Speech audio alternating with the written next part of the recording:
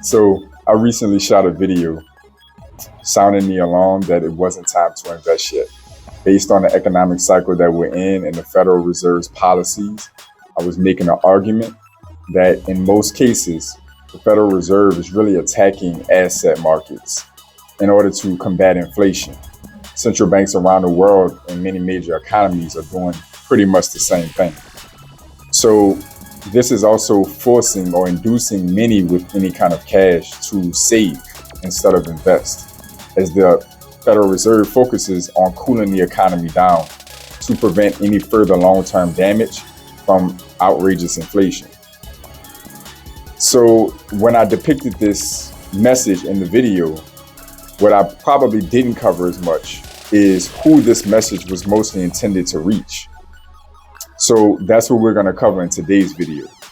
We're going to talk about two different avatars of individuals or families or groups that should be taking two different paths through the economy for the foreseeable future.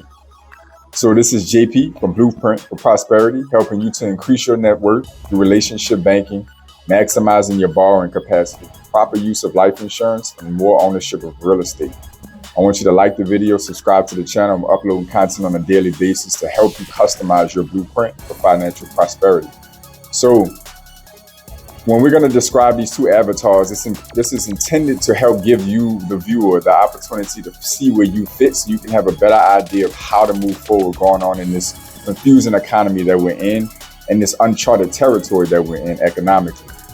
So let's just say Avatar A is quite simply an individual who is not necessarily a financial expert or financially literate to a high degree and does not have a certain investor skill set or, a very deep understanding of the economy. We're going to say that this person is not in the best financial position. They're maybe not bad off, but they're just not in a position where they can afford to gamble money and get it wrong.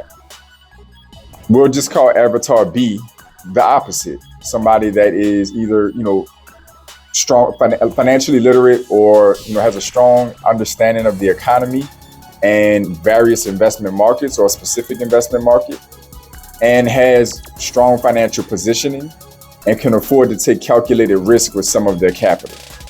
So how should these two different avatars be moving through the future? Well, when you look at the economy, when it comes to investing, economic cycles are somewhat relatable to just something as simple as breathing. When you think about the economy taking in air or the lungs expanding, this could be blowing air or pulling in air to opportunities in various asset markets. So an example of this might be, in the real estate market, when prices are increasing, the real estate market is hot and properties are valuing higher and higher throughout a given year or a series of years.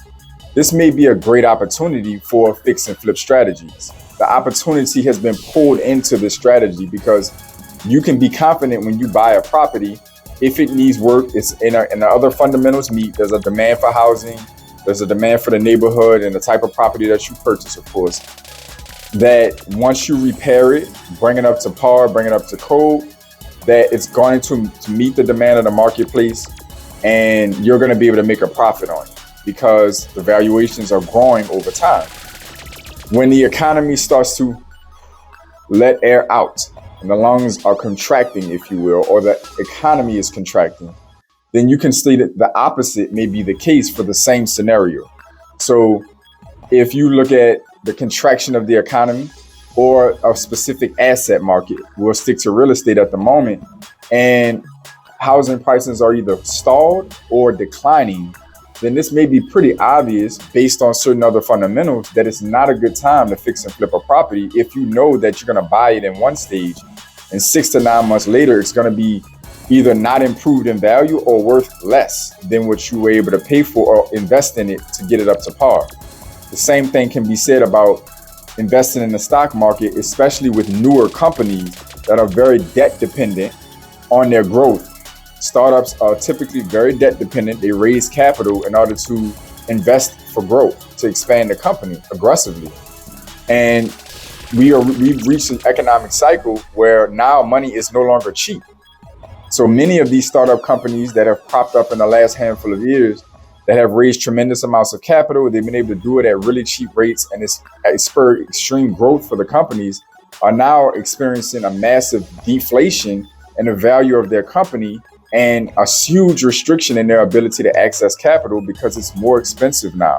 And because of this fuel source drying up, these companies are no longer able to grow at the rate that they need to grow to be profitable and successful for investors to be attracted to them.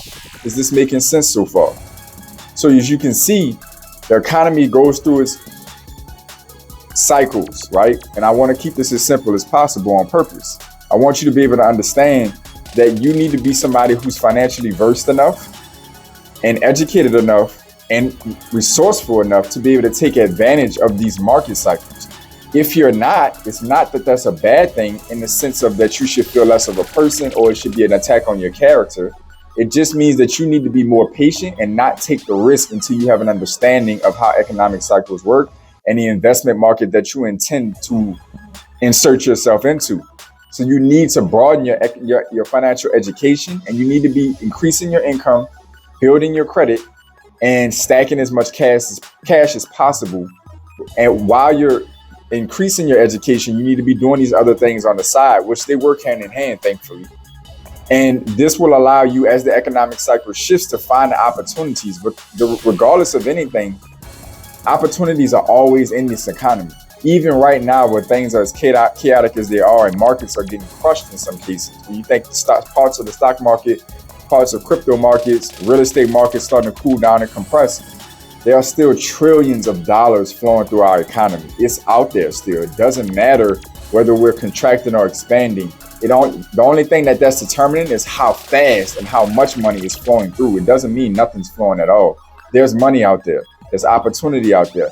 But many of you need to be honest with yourselves about where you are with your financial literacy, your understanding of the economy, your understanding of the investment markets you're interested in, and where the opportunities are. And that's what that last video that I shot about, It's Not Time to Invest, was more speaking to those who are not in financial position, who are not financially literate enough to know where the opportunities are and take a calculated and sensible risk and not gamble. So I wanted to bring this to you guys for the sake of clarification, and also because I want to reach those of you who are financially literate enough, who do understand the economy enough, and who do have the financial resources. You have cash, you have other assets you can leverage to invest. I want you to know that I also see you as well, and I want to encourage you to keep taking action because there's tremendous opportunity in this economy. And while it's a bloodbath in the streets, this is the opportunity to collect these assets at a discount, of course, and ride the elevator going up, because the next economic cycle will come sooner or later. So thank y'all for tuning in. I enjoy bringing you this content. This is JP from Blueprint for Prosperity checking out. As always, I want you to stay focused, stay in motion. I'll see y'all soon.